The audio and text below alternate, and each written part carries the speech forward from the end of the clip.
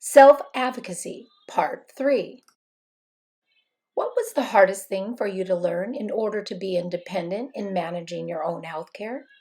The hardest thing was that I needed to stop comparing myself when I was like, oh, but you know, healthy people eat 3 meals a day. Healthy people don't have a feeding tube. Healthy people can go about their day without about their fatigue levels and things like that. I think that's when I really got in my own head and I was like, oh, I'm less. But then I think when I realized it, like it's not a matter of that doesn't define me. That's not all that I am. I think was really helpful in figuring out that like my life might look different, but doesn't mean it's any less valuable. Um, just keeping on top of everything, whether that's like medications or like filling out all the paperwork and like knowing what everybody's like job is, like just like having all your team organized.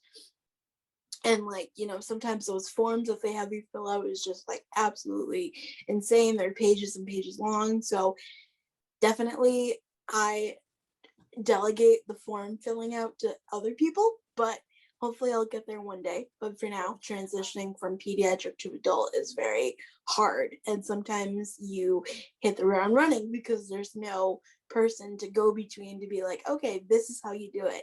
And there's no book on how to be disabled anyway, but sometimes it's hard when you're like, okay, what am I doing? I don't know what I'm doing. So They are providing you with the service, and you just have to remember that you're the customer, right? You are the customer, and no matter how much they try to make you feel like you're an inconvenience or a burden, or they're providing you with some great favor, they're not providing you with a favor. They're making money. It's a service transaction. So I think the hardest thing was realizing that and trying to remember that every time I got on the phone with that unhelpful representative. Most times, sometimes you will get a really helpful representative, and those are great days, and those are days we should celebrate. But no matter if the person's nice or rude, or they might be having a bad day too, but you know what? That doesn't matter because you deserve to get your healthcare services.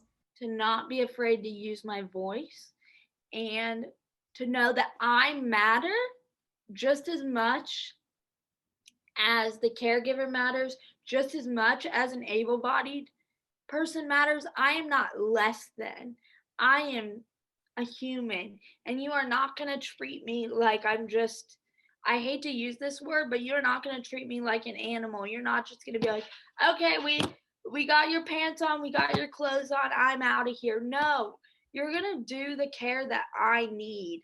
Um, and I think that took me a very long time to learn because for the longest time, and I still struggle with at times feeling like a burden, feeling like, oh, well, I don't want them to have to do too much. No, that's what they're there for.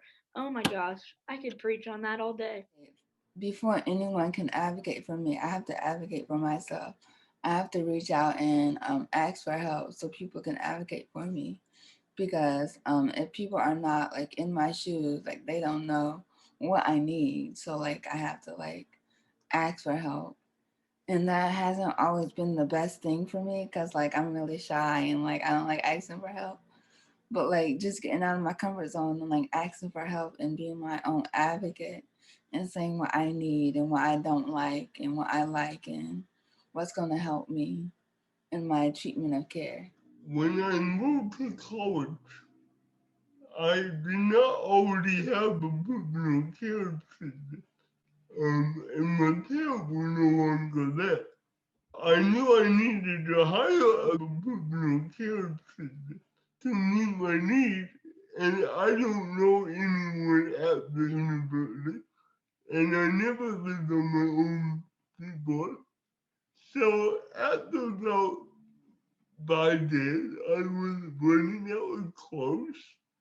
I needed laundry done, and I became friends with the person across the hallway from my door.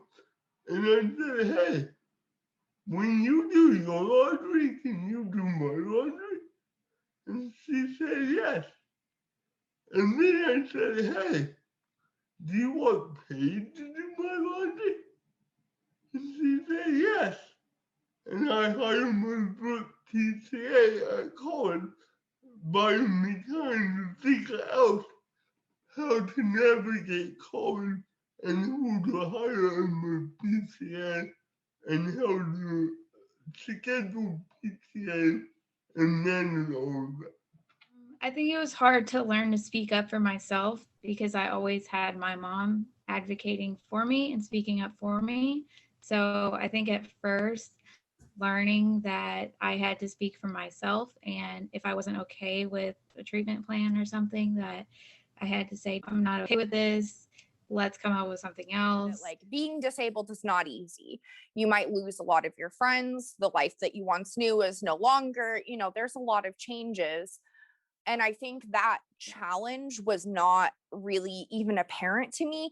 Even when I was legally disabled at much younger, it just didn't affect my life quite as much. But yeah, I think that difficulty piece really was, I wasn't prepared for the difficulty level of how complex things can really be, how organized you have to be, that kind of thing. And I really feel for a lot of people who are not as able to keep track of things as I am, for whatever reason. And it just makes me wish that there were more tools available for people. What is the thing you like to do least when organizing your own healthcare? In truth, organizing paperwork. I am not a fan of paperwork. I'm not a fan of like that kind of thing. I don't have the patience for it. I don't like to deal with it. And kind of like organizing appointment summaries, looking at like when I was on this medicine, things like that just are exhausting and I have no patience to deal with them. Having those hard conversations, if there's a caregiver that I completely do not vibe with, I've had some. I'm not going to get too into detail because I love the agency. They really do try, but there's been some horrible experiences of just caregivers not being trained in disability at all. I had a caregiver one time walk in my apartment and I was still in my bed because I'm able to open the door automatically.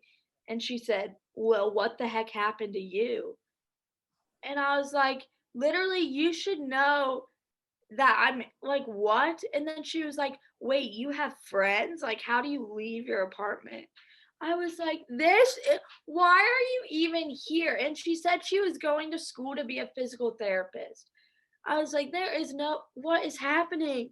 It felt like an out of body experience. I was like, this is ridiculous. So that was a really hard conversation that I had to have with my agency of like, hey, look, you guys need to educate her, whether that's her taking classes or you having a hard conversation with her, because I'm not putting up with this, because that crossed my comfort level and my boundaries. I am all about advocating for disability and educating, but if it comes to the point where you are belittling me, I don't even know if that's the word I want to use, or discriminating against me, then I don't want you around. You should not be in this field. Does that I don't know. Sometimes I just feel like alone in it.